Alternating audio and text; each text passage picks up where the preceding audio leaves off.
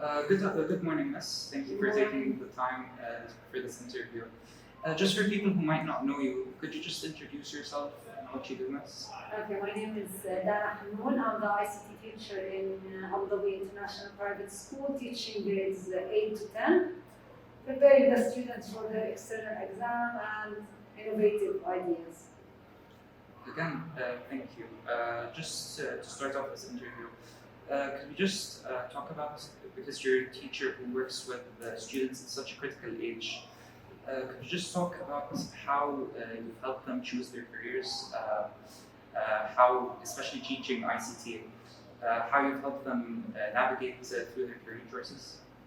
Okay, usually I try my best to let them explore real life scenarios when we are trying to learn in class, whether it's by searching or presenting or doing some math in Excel. I link it to real life situations, so it might help them to discover what they really need in the future or what they really like. And when exploring these types of skills, have you noticed any difference between how female students might be motivated to pursue such topics versus male students? Okay, there's some topics that interest male more than female, and there's other topics that interest male more than female, especially at those stages. So yes, I noticed that. And do you think that societal expectations in any way have affected that? Sorry? Have societal expectations and culture in general, do you think, affected that? Yeah, of course. In what way exactly? Usually how like female think that they are not capable of doing some jobs, they are not capable of carrying stuff or working under like tough condition. Maybe it's like the general knowledge. So usually they tend to go with the soft skills, right, or soft jobs. And especially in your experience being a teacher that teaches the STEM subjects such as ICT, especially with computers, which is a relatively new and exciting field. During your experiences and your journey reaching this position, have you felt any personal challenges that you'd be comfortable sharing? Yes, sure.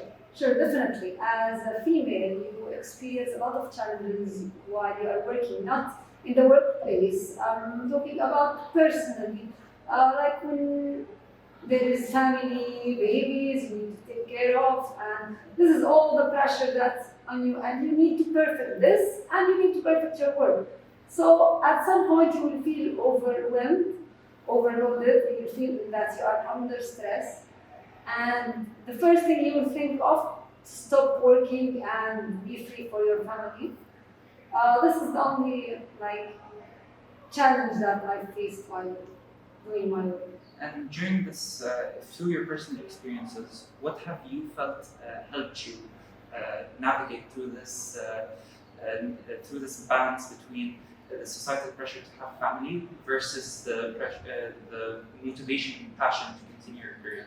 Okay, now I love my subject and I love teaching a lot. So, and of course I love my family and my kids. So it was like a hard choice to drop one of those. So I balanced myself with the help of my family and of course my husband, that he was handling all the stress into my work or my family, and he was trying to help me a lot to keep on going in both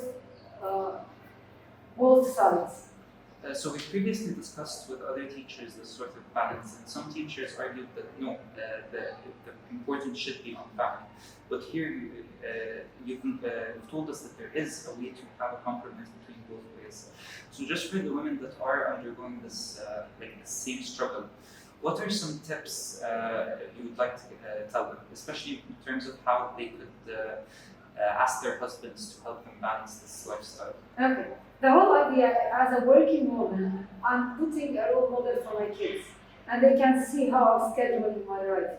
They can see that their mother is going to work and she's doing good at work, and also she's doing hard work at home. We can balance that. This role model is very important for my family. So I decided I need to keep this so I can prove to my daughter and my son that a working mom can handle both situations. And again, we're so proud that you've undergone this journey and you've been able to learn from it and you can share it with us. Especially, we can all understand the importance of being a role model for future generations, especially our children. So just as a teacher as well, how do you feel so far you've presented yourself as a role model in terms of how that it is possible for a woman to navigate this, both being a mother and also having a successful career? How do you think you've helped students in general being role models? Okay. Now, I hope I'll be a role model for my students. I hope I'm good enough to be that.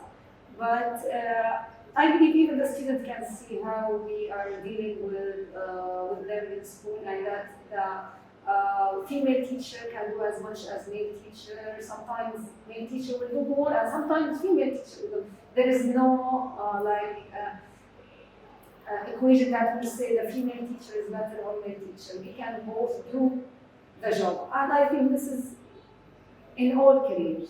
So for students to look at a female teacher working and doing her work and being a role model, this will motivate them that they can have a family and work at the same time. Of course, and we're so glad that you're here to tell your story. Thank you so much. Just two last questions. The first being, what future do you imagine for women in the future, especially considering that you're interested in teaching a subject that is quite new, especially computer science and ICT are all fields that are expanding. How do you think, in general, the future will be for women in the future, and especially in terms of the technology that will be there? Okay, I think women are working so hard to approve themselves in all fields. So I don't like to think that women will have a different choices or chances than men. So I will believe that any new jobs will be available for women. That's great. I share the same view as well. I hope there is a future in which. And since we have people like you and new generation that feel the same way, every year, men and women are sharing those thoughts that we all the same, and there will be a change in the future, definitely. And just so we can start with this change now, especially, what is one message or a message in general that you'd like to share to women across the world, especially the people that are watching this right now? Okay, I will tell them that everyone faces obstacles in their lives, not only women. I believe also men have their own challenges. So we can't count that we are a woman and we have probably a lot of obstacles, so we will not go and explore life. We need to be brave. We will not stop when the first obstacle comes in front of us, and we will not rely on that. We are a woman and we can do this. It's such a beautiful message, honestly, and thank you so much for having this interview with us. I know you're quite a busy woman yourself. Thank you, Omar, for having this interview and this video. I hope you will send the message that you want to everyone. Thank you so much. Thank you so much.